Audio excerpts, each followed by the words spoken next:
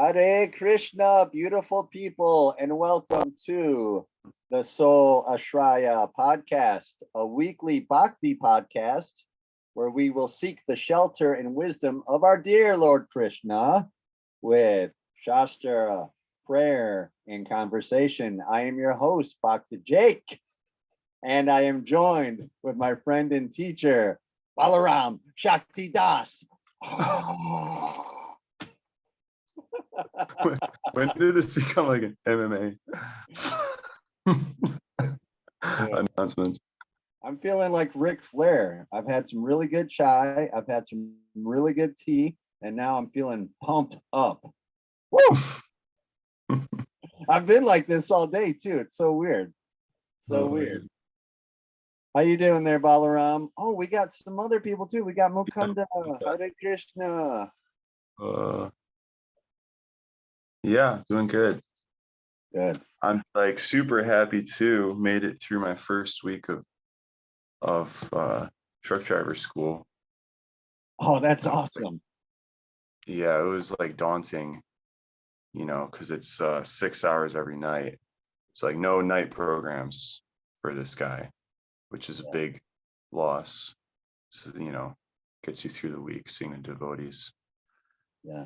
But my roommate had his birthday on Wednesday, and he shuffled some things around to have the start time in the middle of the day.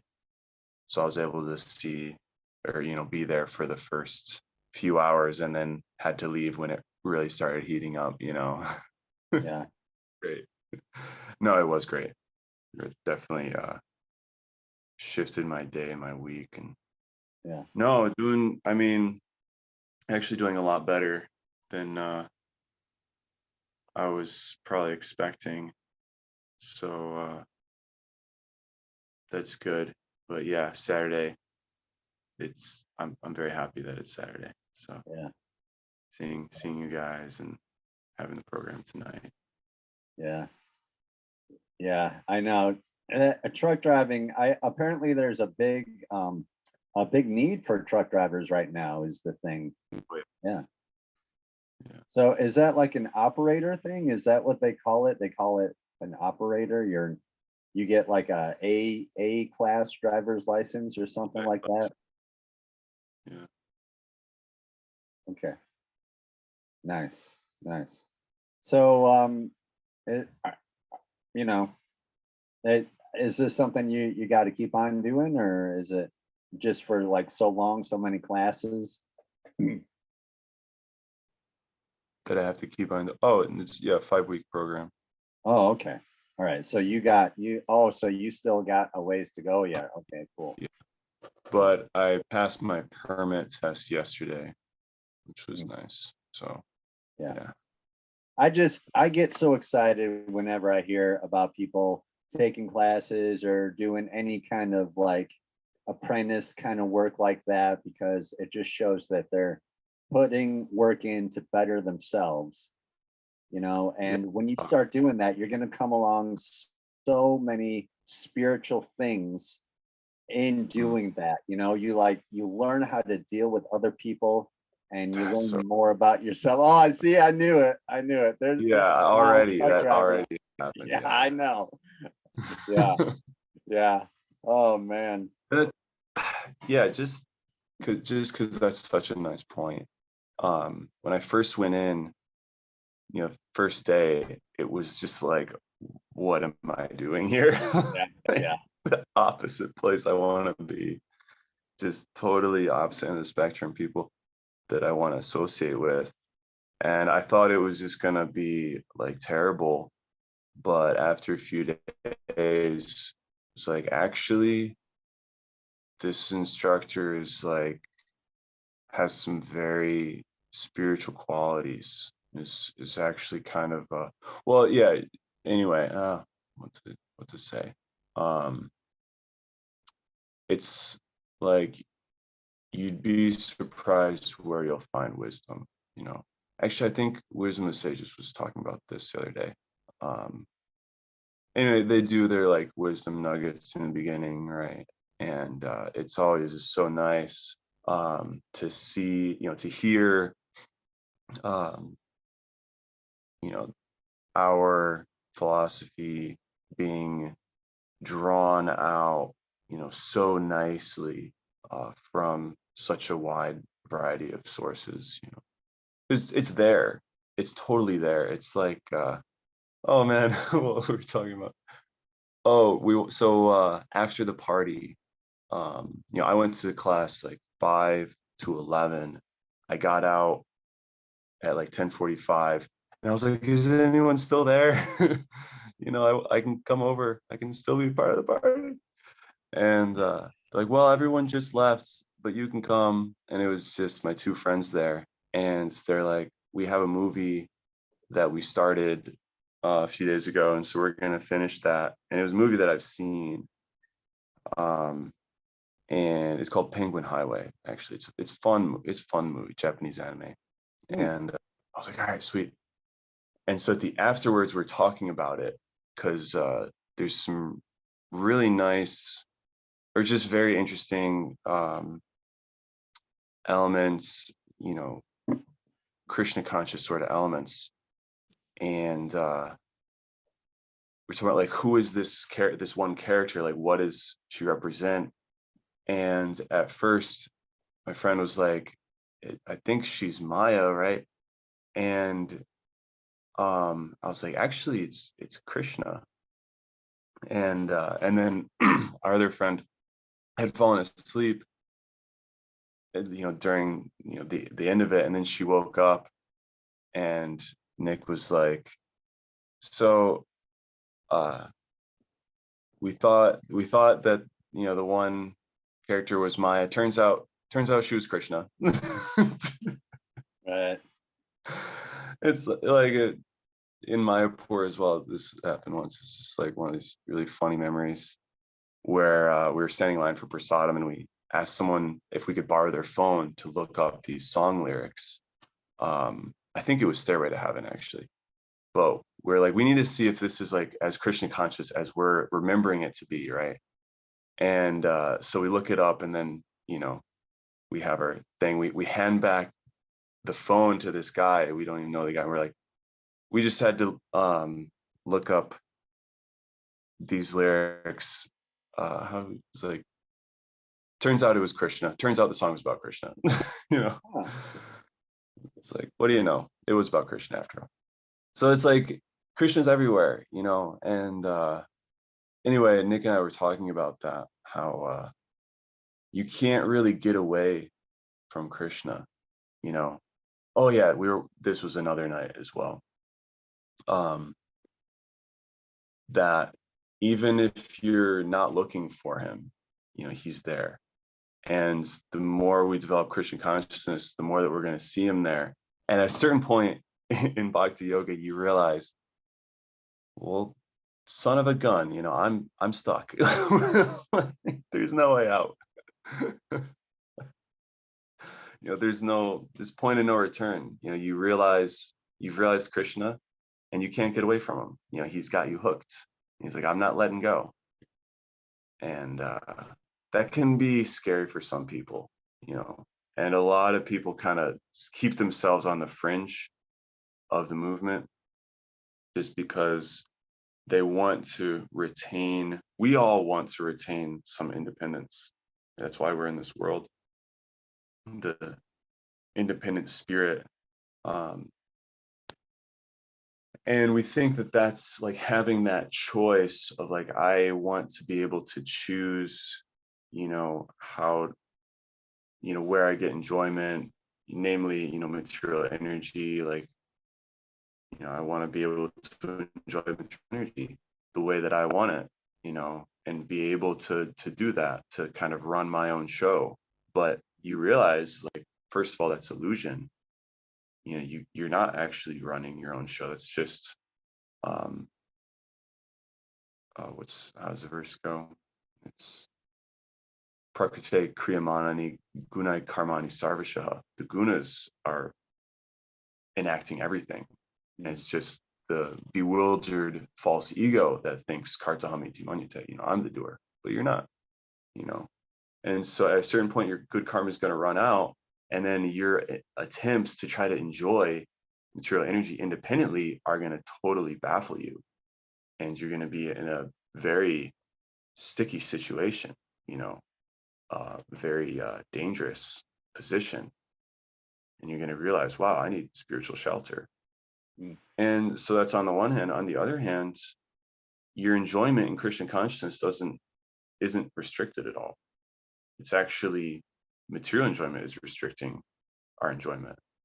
You know, we think, no, if I can like choose my own trip, you know, and decide how I want to enjoy it, then I'll be able to fully enjoy it. It's like, no, you're actually limiting, because it's just a sensual experience, but that's not going to satisfy your heart. Your heart is connected with the supreme being, and you can have that kind of experience that it will still include your sensual experience. That's not going to go anywhere. You still have senses, you know.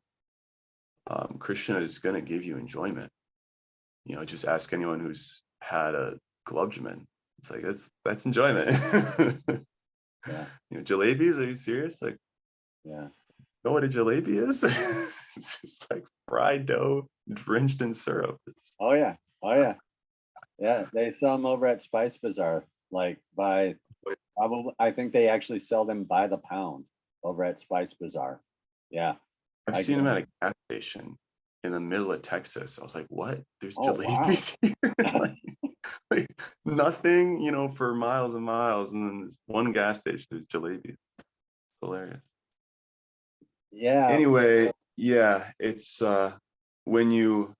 hopefully when you get to that point of the no return, it's like, you know, like we were talking, like Nick and I were talking about this, and it was we're kind of half joking, but it's like kind of funny at the same time. It's like, wow, there's no way for me to escape Krishna. Dang it, you know.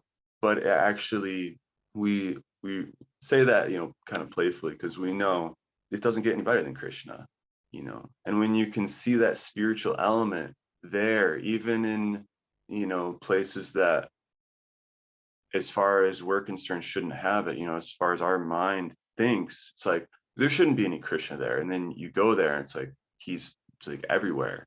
It's like, wow, okay, like what do I know? Dude, I want to speak to this so bad because we just read the first mantra, and I do not have it in front of me right now, but the first mantra um in Sri what's that book called? Sri Isopanisad. Yes, yes, the first mantra in that, and that talks about how, yes, yes, the first mantra in that book, we just read that. And Oh, it, good. yeah, it talks about how Krishna's energy, like that potent energy is everywhere. It's pervading all living things all the time. So at what point do we as individuals wake up and realize that it's Krishna? Like how fortunate are we to not to, okay, there's something going on in the world. I don't know what it is. Why am I doing this? Is it Jesus? Is it this other thing? Is it, you know, is it A, B, C, or D, E, F, G? Like what is happening? And then finally you realize like this is Krishna. Illuminati. Dude, people, it could Is literally that what's be, going on behind the scenes? it could, like, think of a thing, you know, oh, is this punk rock? Is this the punk rock lifestyle? You know, like it could be anything, like anything you make like your religion or your belief until you finally find like the truth in Krishna consciousness, which is God consciousness, you know, and then it makes sense. Then life starts making sense finally. And then you're finally there. Like so many summers when I was a young man, I remember I would say that I was living on karma, right? I just knew that if I did something nice for someone today, that like that would be reciprocated and that someone would do something nice for me along the way. And I remember like just being like when I was a young man, you know, like just being kind of like just bumming around town to like barely making the rent on my apartment, you know, and like just like partying all the time, you know. And I did not understand like the karmic laws of things, you know. And if someone would have come to me then and said, hey, have you ever heard of Krishna? That's this karma thing going on. I honestly, I don't even know if I could have accepted that, you know, because it almost sounds too easy, you know. But you know, and that's why, you know, like people who have been in recovery, like myself, you know, getting out of like the darker lifestyle. That's that humbleness is a spiritual lesson. That humbling yourself, and then finally you realize, finally you can put a name with a face and realize Krishna consciousness, and that is God, and that is what helps you. So okay, I'll let you talk some more, dude. Sorry. No, thank you. Yeah. That was brilliant. You know, this book actually is going to get deeper into just what you're talking about. Yeah. Yeah. Starting with text 9, there's a series. I was just looking at text 8. Yeah, 'cause it talks about the supreme person. Text 9, 10, 11 talk about vidya and avidya. So in 3 different contexts, vidya means knowledge, avidya means ignorance, right? So it's actually you can plot it out like a cube. Like you have one face of the cube, you have vidya and avidya, and then you turn that to the side, and the one edge that was vidya of the first set becomes avidya in the second set. And you have that being avidya, and then you have another vidya, and then there's another side of the cube like that, where it's sort of like building. And the idea with that is what I was pulling from this. Actually, I was talking with Nimai about this. We were mentioning him before the show. Nimai Das in Delaware, we're talking about like free will and decision, and this ties in, yeah, very nicely. Like, at what point do we have vidya? Is the idea, and that also corresponds with at what point do we have like real choice? Okay, let's read that in a minute. So we're talking about like addicts, and for someone who's an addict, they don't actually have a choice. Their choice is just like this shiny bottle or this shiny bottle, right? They don't have the choice of like, no shiny bottle, you know, go to the kirtan tonight, you know. But at a certain point, the culture of, the first level is you have a culture of material ignorance and material knowledge, that you can be just totally in the mode of ignorance, or you can be in the mode of passion, basically. And you can actually be like a sober, functioning member of society. But then the Upanishad says, actually, that's also ignorance. And the real knowledge is when you become spiritually awake, right? So that's what you're talking about.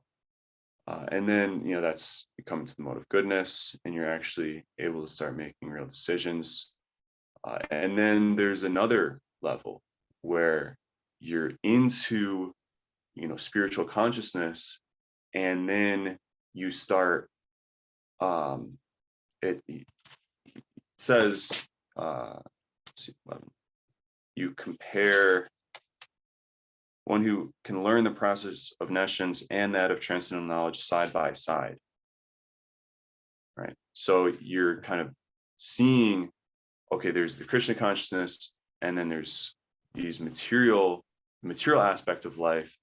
And what Srila Prabhupada is explaining in the purport is, you know, you need to take care of your body, basically,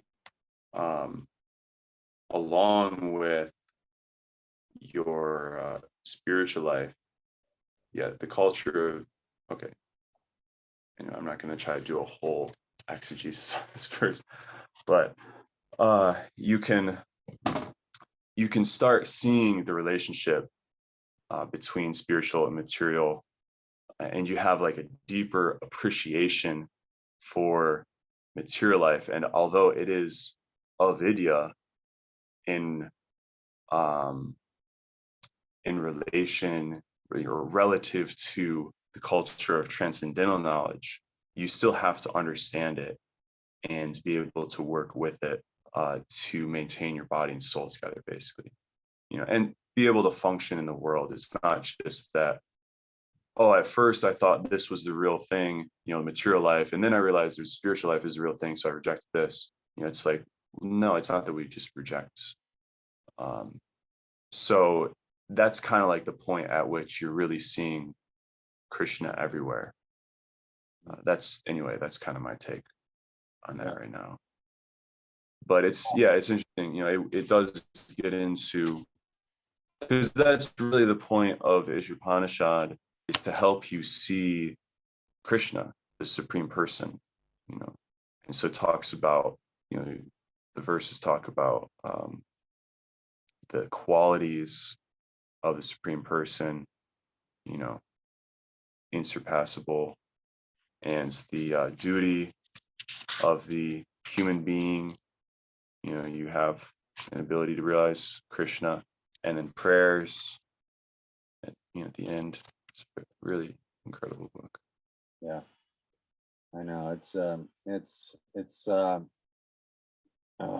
tell you, it's really something to be able to just bow your heart to Krishna every day and just say, thank you, God. Thank you, thank you, thank you for letting me have this and to realize who you are. And that's why I tell people all the time, when I came to Krishna consciousness, that's when I felt like I had really been like saved, like that's like, I know that that's probably not like the most popular thing to say, but it's like for just a simple reference, I guess, for most people, I guess they would say, yes. Oh, I get it now. Saved. Right. Yeah. You went sideways there. Right. I was looking at the chat. Right. Sorry. You okay, bud? I was looking at the chat. You need a V8. That's what you need. You Yeah, gotta get straight Mukunda. with a V8. Remember that? I don't know if that's it. Mukunda Das sent a quote about jujitsu by Roger Gracie. Yeah. Jujitsu is simple. It's us who complicate it. Bhakti kind of shows us that. That life is simple. It's us who complicate it. Just So the first true. sentence, Roger Gracie. So true. Yeah, it's such a nice point. It's a very simple thing.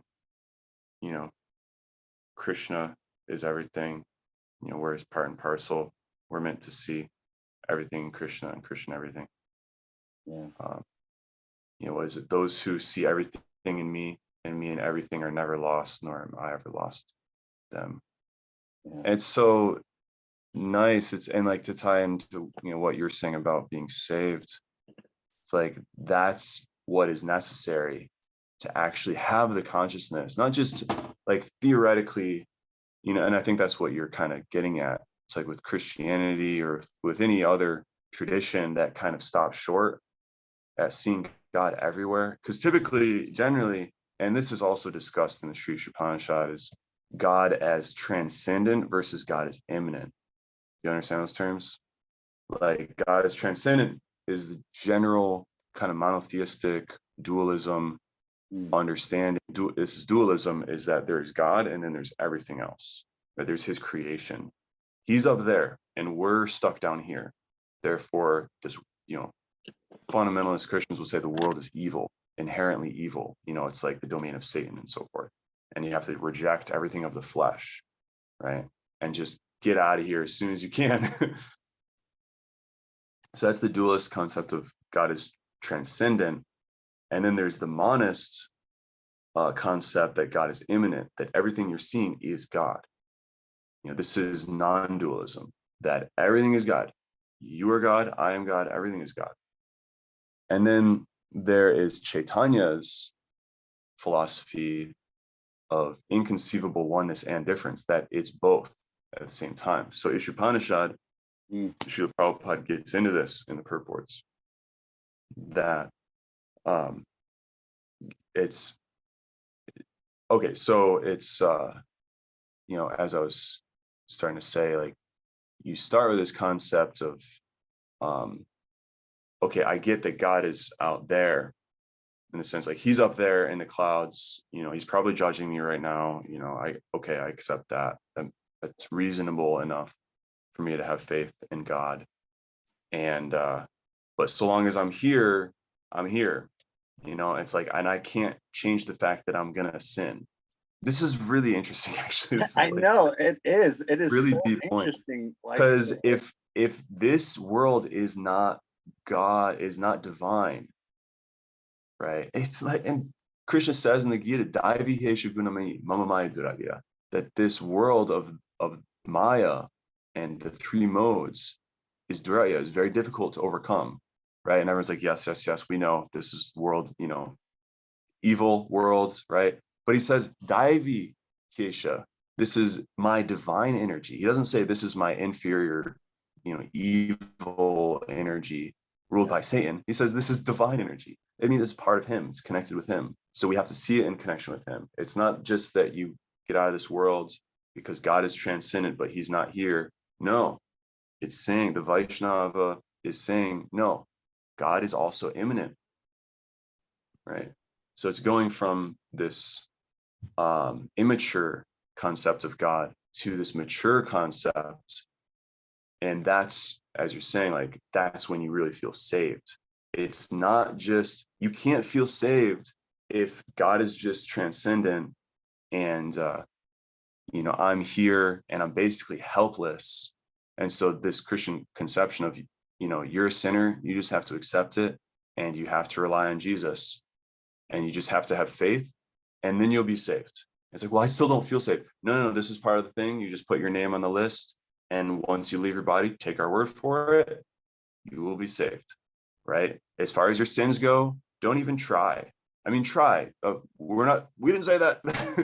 Be a good person, but you're not going to be able to transform your heart because you are inherently a sinner, in a sense. But it's the Bhakti Yoga tradition, the whole Vedic tradition, which means the Bhakti Yoga tradition, says, no, actually, you're meant to transform your heart because God is also here. And you can actually realize him here. That's real salvation. When you realize God in everything. And how do you do that? You transform your heart. Yes, God is also transcendent. Yes, he will also deliver you at the time of death.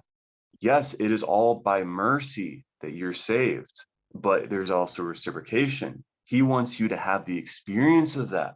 And if you can have that kind of consciousness in this world, how much better of a servant are you to him?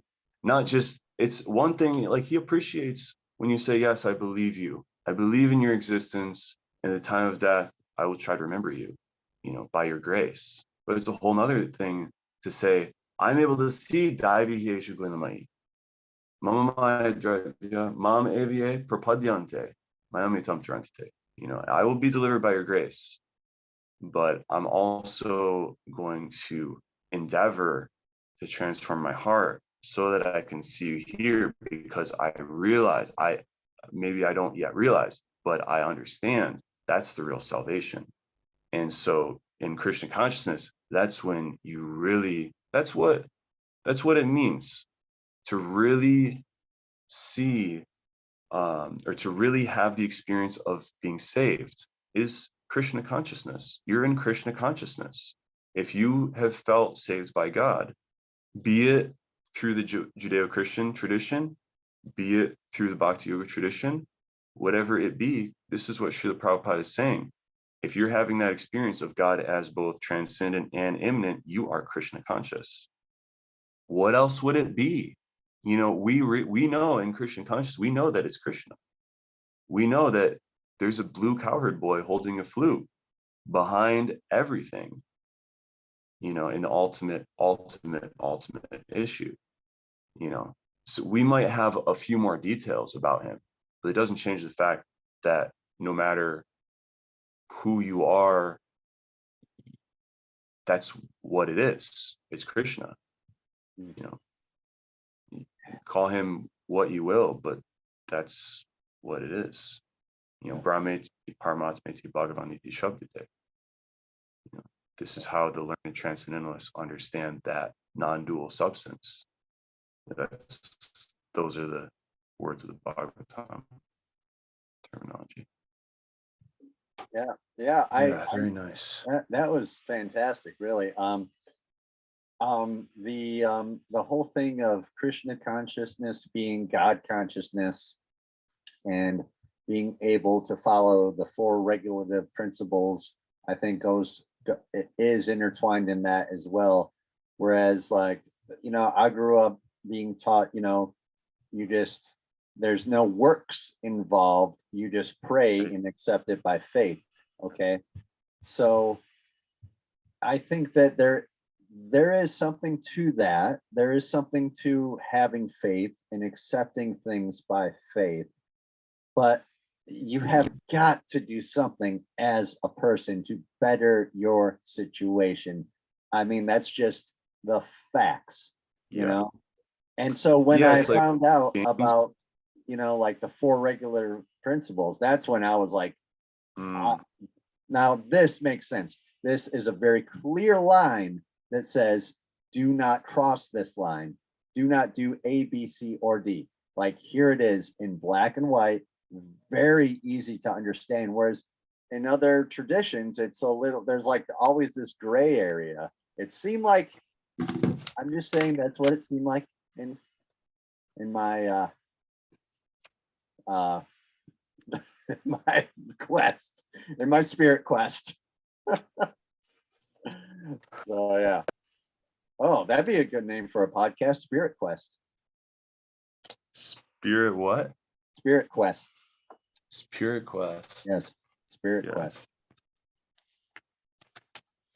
Are you familiar with the conversation? I mean, this is like where that whole debate comes in Christianity. I'm seeing if I could find my notes, because I can't remember who it was. James is having a correspondence with one of the other apostles. James, brother of Jesus, is writing to either Peter or Paul, and the latter is saying, it is by grace alone that one is saved, right? Not by works. And James' retort is that, yes, brother, but don't you know that faith without works is dead, right? It's like, okay, you have faith, but what are you doing on that faith? How are you acting? How are you being an embodiment of that faith? Just to say, like, no, I believe in God, and you just sit back in your armchair. It's like I was watching Jordan Peterson was talking about, he has a really beautiful video on this, where he's like, someone asks him, do you believe in God? And he gets into this whole thing, as he does. And it's like, for me to actually say that, do you have any concept of how, like, the gravity of that kind of statement of I believe in God? Like, what does that mean to believe in God? It's like, I don't know if I can even say that, Anyway, he elaborates very beautifully as he does. Yeah. But it's like, to actually believe in God he was saying, his point was that it means like 24 hours a day you are in Krishna consciousness. He was preaching Krishna consciousness, That's what. Yeah. Also, I wanted to definitely. Yeah, that's what. If you actually believe in God, you should be doing everything that you can to purify your heart, because you'll understand, like, this heart is meant to be a temple of God. So why am I sitting by passively? I have to do what I can. This is Vaishnavism. Yeah. You know, it's not just that there's God and then we're just whatever. No, the actual reality is the relationship between God and his devotees. Like that's the highest reality, actually. So, and both are really independent. You know, they're, you know, Krishna is fully independent, but the living entity has minute independence. Point is that, you know, we have the ability, like we are fully empowered to participate in this interaction, you know. And so you get a heart, you know, and a body, and you can even, you know, forego that and, you know, go without a body and a heart, and that's called Brahmajyoti or Sayuja Mukti, you know, which is what the impersonalists are going for. They're the monists, they're saying everything, you know, that's, if you're saying everything is God and there's no other reality, that's you're taking that's like the complete rejection of personal responsibility. You don't even want a body anymore. You don't even want senses. And God's like, okay, you know, you can do that. You can even go there, you know. But you know, most people still want a body. To actually follow the Mayavad path is like really difficult to actually be an impersonalist. Most people aren't total pure impersonalists. Most, just in the same way that most people aren't pure atheists. I wanted to cite this verse before we go too far down the rabbit hole. Text 17 in the Isopanisad. Let this temporary body be burnt to ashes, and let the air of life be merged with the totality of air. Now, O my Lord, please remember all my sacrifices, and because you are the ultimate beneficiary, please remember all that I have done for you. So this is a prayer, and this is a prayer at the time of death, or before the time, in preemptive to the time of death. Mm. And what it's saying is, this is an expression of the how everything is actually God's mercy, right? That in the ultimate issue, you know, well, and again, both are being described here. Remember all that I've done for you, you know. So it's our works, it's our bhakti, it's our what have we served? How have we served God? And at the time of death, you know, that's the critical hour in which to dial it in. You know, what is it that you want to remember? What is it that you want your reality to be? You know, you have that independence, that minute independence. How do you want to perpetuate your existence with that independence? And the writer is very wisely saying, I may not be able to dial it in, to kind of hold it together at the time of death. I might not be able to even remember you. Is there another prayer that goes along with that?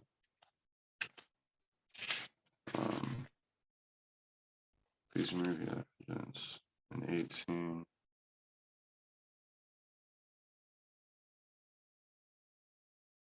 Yeah. But he's saying that you know everything. Like, you remember everything that I've done. You have a full account, if you will, of our relationship. So I'm fully depending on you, actually. So this, I don't know if that was helpful or if I was just totally jumbling that, but this is how the Vaishnav is reconciling works and grace, that everything is grace. You know, even your ability to do works, your ability for your works to actually count for something, namely to be counted by God, to be worthy in the eyes of God, to promote you, right? Otherwise, like, we do things, and that's what, you know, is being criticized in that argument. It's like, how can you say that it's by works alone? That's obviously not the case. So we're not saying that at all. It's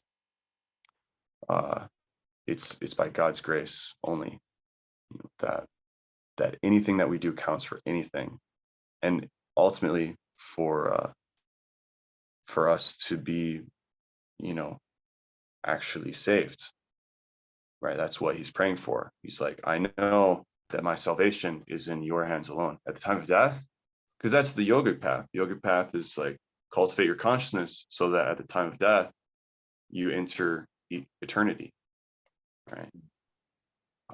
Don't get caught up in the minutia of this world. Yeah. But the bhakti yogi is saying, cultivate your consciousness of Krishna, see everything as Krishna. And in doing so, you'll be able to serve him in this world. At the time of death, he will come and deliver you. Yeah, that's what the bhakti yogi is, and that's what we're talking about. That's what we're on now. He will come and deliver you. So he is so merciful. I think that's what you were really getting into, is how God is just so merciful, and how we reciprocate that mercy by actually doing something. Nice. We don't just sit down on the armchair, and that's the, I guess, we're just kind of I'm not going to say highlighting anything that's wrong, but we're just setting the record straight and just saying that it's a reciprocal relationship between you and God.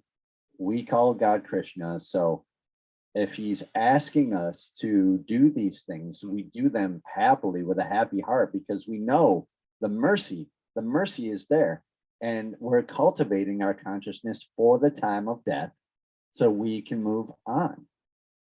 I guess that is spiritually what we're doing here. And that's why we're doing what we're doing. Like, that's why we're living the life that we live, because we want 24 hours a day Krishna consciousness to purify our souls and our minds and our spirits, to cultivate for that, to get ready for that final moment, because there is a spiritual world that is far more real than this material reality that we're living in. Yes, that's what we're doing here. That's why we're doing a podcast. I'm laughing because these are such weighty matters. And I mean, like the time of death, these Gotta are laugh. such weighty matters. And we're just like two dudes talking about these things. And it's like, oh yeah, this is what we're gonna do. This is how it's gonna work. But seriously, I guess it's just a thing of personality, really, But seriously, like reciprocating with a merciful God. He is so merciful, and I guess that's where we're at. Very good points to bring up. As always, we never planned to have these conversations. They just happen. It's great. Every episode, there's something excellently transcendental going on over here at the Solar Shariah. Yeah. Taking that mercy, getting under that mercy, and getting under that shelter, and just praising the Lord and thanking Krishna for being so merciful to us. So I wanted to tie in, because this is totally connected with our first prayer in our invocation prayers, right? Which we'll read in 60 seconds or less.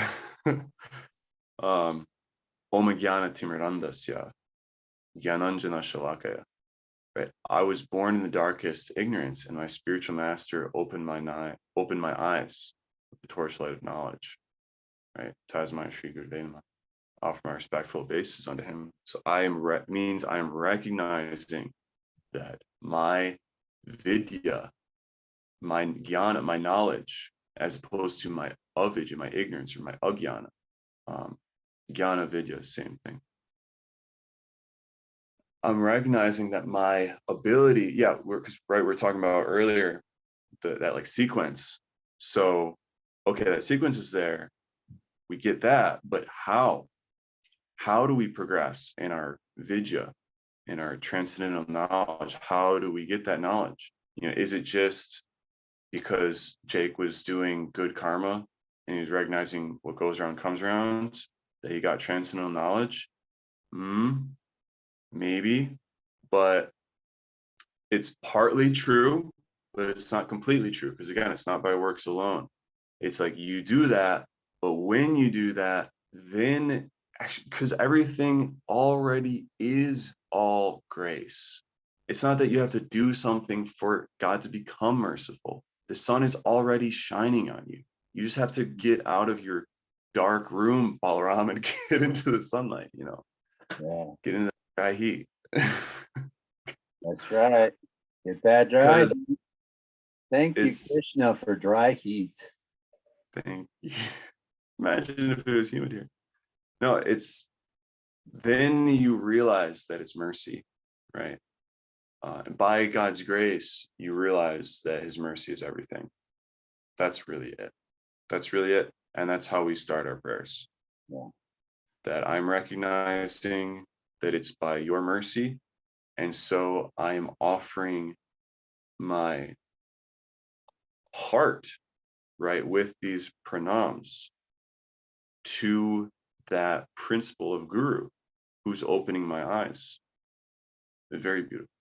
So that's like 99% of Krishna consciousness is Guru Bhakti, actually.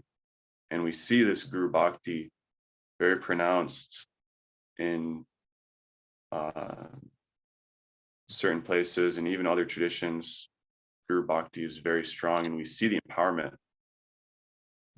Those who practice Guru Bhakti, meaning those who really recognize how the mercy is coming into their life and to really devote themselves to that, they become very empowered.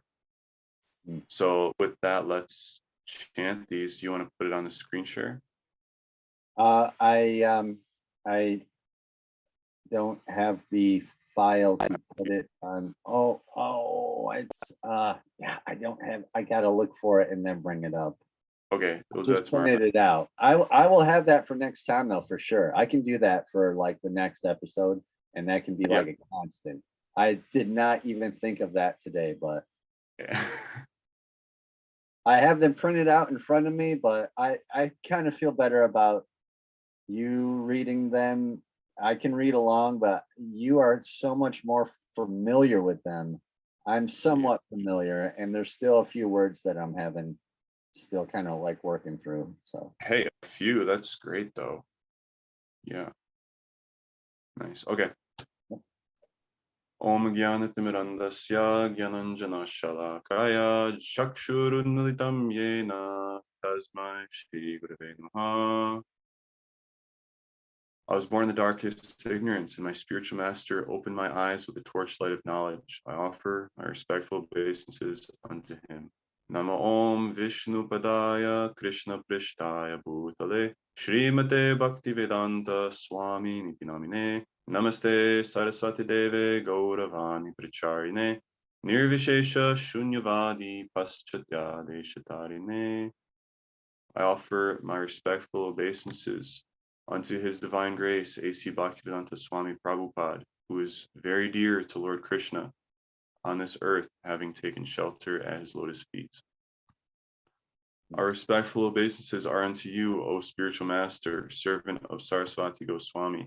You are kindly preaching the message of Lord Chaitanya Dev and delivering the Western countries, which are filled with impersonalism and voidism.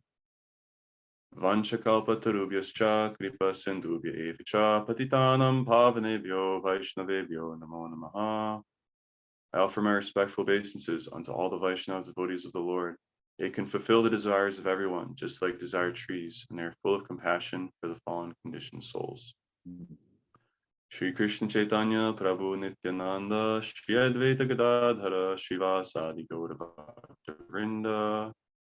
I offer my obeisances to Sri Krishna Chaitanya Mahaprabhu, who is always accompanied by his plenary expansion, Sri Nityananda Prabhu, his incarnation, Sri Advaita Prabhu, his internal potency, Sri Gadadhar Prabhu, and his marginal potency, Srivas Prabhu, and all others in the line of devotion. He is in the midst of them as the Supreme Personality of Godhead.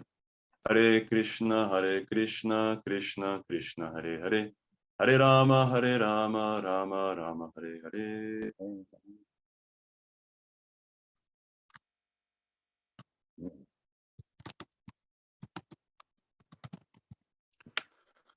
our Yeah. first. Yeah. Okay, so we left off on page 23 of the Krishna book. In case this is the first episode that you're catching of us, we actually just don't go back and forth with banter. We are reading the this is the whole thing right here. We are the whole point of this podcast is to read this book and just keep on reading it. And that's what we're here to do, is to bring this message to the world. So we are on page 23, I do believe. Mm. I have it Yeah. marked here at 23. When Vasudeva was sustaining the form of the Supreme Lord, of the Supreme Personality of Godhead. That's where I have it. Do you? Yes. Okay. All right. So just so we are on track. How about we read to the next page and then discuss? Yes. It's almost that time. Yes. And that'll give us a nice chunk. Yes. Okay. When Vasudeva was sustaining the form of the Supreme Personality of Godhead within his heart, he appeared just like the glowing sun, whose shining rays are always unbearable and scorching to the common man. The form of the Lord, situated in the pure, unalloyed heart of Vasudeva, is not different from the original form of Krishna. The appearance of the form of Krishna anywhere, and specifically within the heart, is called Dham. Dham refers not only to Krishna's form, but also to his name, his qualities, and his paraphernalia. Everything becomes manifest simultaneously. Wow. Thus, the form of the Supreme Personality of Godhead with full potencies was transferred from the mind of Vasudeva to the mind of Devaki, exactly as the setting sun's rays are transferred to the full moon rising in the east. So beautiful. Krishna, the Supreme Personality of Godhead, thus entered the body of Devaki from the body of Vasudeva without being subject to any of the conditions of an ordinary living entity. Since Krishna was there, it is to be understood all expansions, such as Narayana and incarnations like Lord Nrsimha and Varaha, were with him, and they also were not subject to the conditions of material existence. In this way, Devaki became the residence of this Supreme Personality of Godhead, who is one without a second and the cause of all creation. Devaki became the residence of the absolute truth, but because she was confined within the house of Kamsa, she looked just like a suppressed fire or like misused education. When fire is kept in a jug, the illuminating rays of the fire cannot be very much appreciated. Similarly, misused education, which does not benefit the people in general, is not very much appreciated. So Devaki was kept within the prison walls of Kamsa's palace, and no one could see her transcendental beauty, which resulted from her conceiving the Supreme Personality of Godhead. Wow. Mm.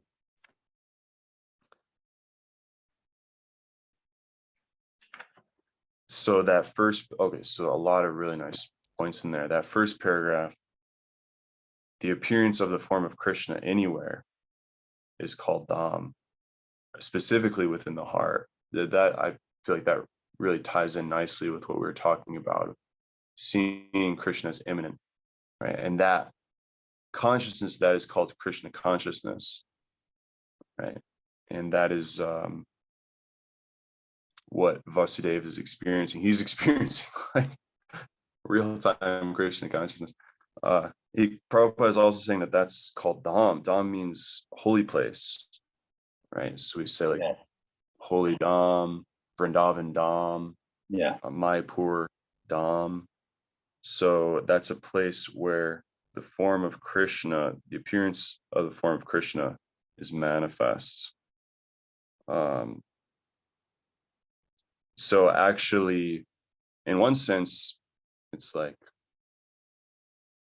everything already is spiritual. It's just that our material senses are covered over. right? And then when we uncover it, we'll realize that we're already in the spiritual world. But it's also, there is a material world which is in a sense separate, because it's been separated in order for the marginal living entities who want to go outside of God's internal energy, for them to have a place to do that. So that's why we're here, is we wanted a external place outside of Dom. It's like, had it with the Dom. You're talking about at the beginning, like, pneumonia and the purification. It's like, too much purification. I want to go back to the United States. That's our position. We can't, it's a lot to stay in that. Anyway, and we're also saying how it's like, you totally embrace it. You embrace the purification. You embrace the just being surrounded by Krishna, because it's so wonderful. And that's, these next two paragraphs are describing that so beautifully. First, how the transference was like the setting sun's, when the sun sets with a full moon, it's exactly right opposite on the horizon. Right? So the moon rises and it gets illuminated by the sun. And as the sun is setting, that's such a beautiful analogy to how Krishna is transferred. Really captures like the fullness of it. Do you see that in Arizona? Those are pretty big skies out in Arizona, right? That's pretty wide open space, isn't it? Well, there's mountain ranges on every side, actually, of the city here. But otherwise, it's pretty good. If you go up the mountain, then you have a phenomenal. Yeah. But I would imagine you've seen that phenomenon before, where like the sun is setting, but the moon is coming up at the same time, right? Isn't there? That is like the craziest thing ever. It's like, it's so beautiful. So, and usually in the morning when you feel like you're a part of something like really amazing, right? Like in the morning when I'm going to work, the sun is coming up, but the moon is still setting. When it's like, especially when it's a full moon, like around that time of the month where like it's just in full blast, and the sun is setting, and the sun is coming up in the east, and then you see like this moon and you're driving north. It's like, you're like, it is like unworldly, and the whole place looks so totally different. Like the whole area, everything looks totally different. So there's definitely something special about that. There's that like period of the early morning when there's no shadows, like everything is illuminated, but there's no shadows cast. The sun isn't like really, it's all indirect light, and it feels very liminal, sublime. Yes. So then there's the point again of all of the expansions, all of the energies of the personality of Godhead, they're all present within the body of Krishna. So when Krishna appears, this is what the scriptures are saying, that we should understand that Krishna is the supreme personality, that all other personalities of Godhead, all of his other expansions, like the whole Panchatattva, all of that is within the body of Krishna. And then this is just such a beautiful point at the close of this paragraph of how that beauty was concealed. It's like, so again, like as Chaitanya Prabhu was pulling out the other day, the writing of Prabhupada, right? How he's just like, he'll say such a statement in one paragraph and then immediately go into something else that really just gives you such a nice contrast and just experience, that you have this like super beautiful, like picturesque, scene, if you will, and then how nobody's able to appreciate it. It's like, imagine, I mean, we've had these experiences too, where we like see something in the sky and you're like, oh my God, like, did anyone else see that? Like, that was Yeah. amazing, right? Yeah. And Or something like that. Like when there's a shooting yeah, star, like sometimes there's an asteroid yeah, yeah. that goes by and it leaves like this green streak in the sky. I've seen them, and I've asked other people, like, have you seen like the green streaks? You know, they're like laser green in the sky. It's like an asteroid or a comet or something. It's like green and then it's like blue, you know, and they're just so fast. I'm like, did you see that? Did you see that? No, Jake, didn't see it, dude. So funny. One of my uncles, um, he like everyone else in my family sees shooting stars, but he never sees them. Like he'll be there with us, like sitting on the beach, you know, in our recliners, and everyone else like, oh my God, oh yeah, I saw it too. And he's like, no, I didn't see it. Like every time, he never sees it. Mm. He has this like karma. It's hilarious. Um, yeah, so this is what's happening is, you know, Vasudev and Devaki are having this like most brilliant experience. You know, where is it? He appeared, yeah, Vasudev appeared just like a glowing sun. And then Devaki, you know, also became the residence of the personality of Godhead. She, Yeah. but because she was kept in a prison. And so like what I'm getting, it's like, this is the sort of thing that it's like everyone in the world should see. Like this is the most beautiful thing in the whole world, you know, like these two people became the personality of Godhead was inside their heart. It's like, imagine, right? Like what it must be like to be in their presence and Yeah. for no one to be able to appreciate it. So it's just the drama here is just unbelievable. Yeah, it's like going to bed early when there's still like 3 more hours of sunlight left out in the summer, you know? I mean, I get it. You know, that's what it is, you know? It's like it says here, she looked just like a suppressed fire or like misused education. When fire is kept in a jug, the illuminating rays of the fire cannot be very much appreciated. So yeah, I mean, you've got these two people with like just burning up with this transcendental beauty, and meanwhile, they're like literally in Kamsa's dungeon, basically, right? I mean, that's where they are. You know, it's wild. It's wild. Yeah. Yeah, it So makes you think like, you know, is this being wasted? Or it's again Krishna's way of drawing out the drama, of letting the bad guys kind of have the upper hand. You know, a good movie and a good drama will have that.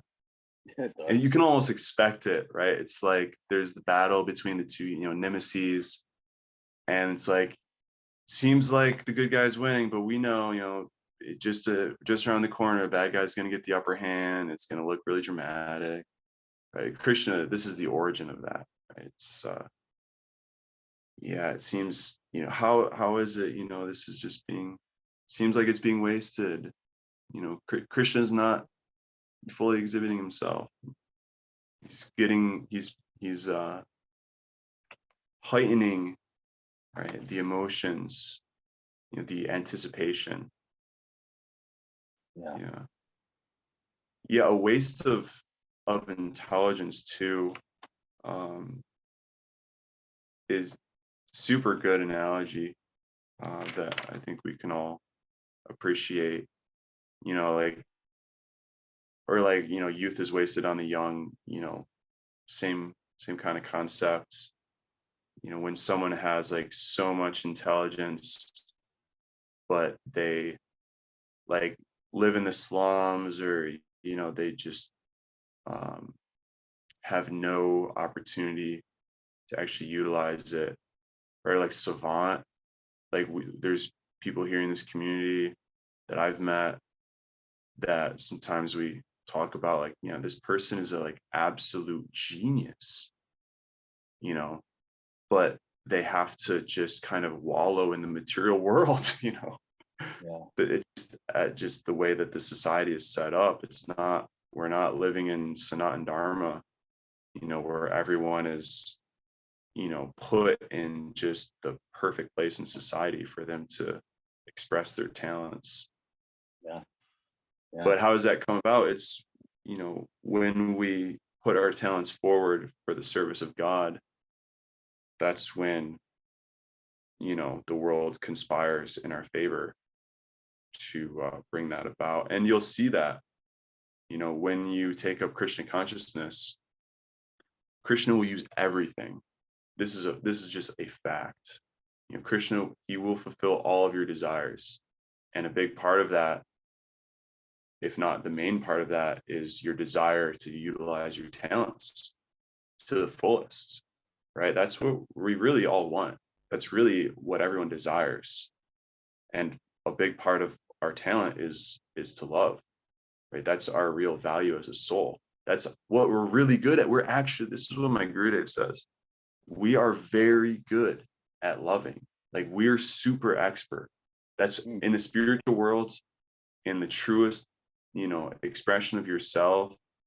You are like, that is your best skill in a sense. Like, that's what you are best at. Just, yeah, what you're best at is loving. And it's like, you know, we all want to believe that, but how many of us are experiencing that, or like are really confident in that? You know, so Krishna consciousness means all of your desires are fulfilled, all of your talents are fulfilled, all of your loving propensities are fulfilled. That's real fulfillment. And that's what happens when you start to serve Krishna. All of this will be realized. Right? You'll see that actually nothing is wasted. You should have that experience. If you're not yet having that experience, you know, you're holding out, right? It's again, you know, it's just faith in the transcendence. Like, okay, maybe after this life, then maybe I'll, you know, it's like I was talking with a family member. It's like, after I die, then I will begin to serve God. It's like, no, begin now, right? You should have that experience. You are entitled to know for sure, without doubt, that loving is your nature, right? like really, you know, that every part of your being, every desire of your heart is capable of being fulfilled, like really deeply fulfilled. And so this, it's a gradual thing, of course. It's not like you just start chanting Hare Krishna. It's like, at first it seems like that. You start chanting Hare Krishna, there's like confetti falling from the sky. You're like, wow, amazing. Yeah. Everything's so wonderful. It is But wild it's how very, there's some wild stuff that happens that you never thought would happen, and it happens, and you're like, oh, I guess I'll just keep on chanting. You know, I don't know what to do. I'll just keep on chanting. It's like you just it happens and you don't even know how to handle it, so you just keep on doing it. So that's exactly what we are going to keep on doing here at the Soul Ashraya. We are going to keep on loving you out there and keep on cultivating your Krishna consciousness. That is the absolute time that we have today. We got a couple of paragraphs from the Krishna book. We said our prayers, and now it is time to end. And we will end with reciting the Maha Mantra 3 times, and then that will be the show. I will lead off, if that's okay with you, Balaram. All right. Great show today. Hare Krishna, Hare Krishna, Krishna Krishna, Hare Hare. Hare Ram, Ram Ram, Hare Hare. Hare Krishna, Krishna Krishna, Hare Hare. Hare Ram, Ram Ram, Hare Hare. Hare Krishna, Krishna Krishna, Hare Hare. Hare Ram, Ram Ram, Hare Hare. All right, beautiful people out there. We will see you next time, next episode. We will be live again tomorrow, Sunday afternoon at 2 o'clock Eastern time, 2 o'clock Rochester time. Love you very much. We shall see you soon. Hari, hari, hari, bo.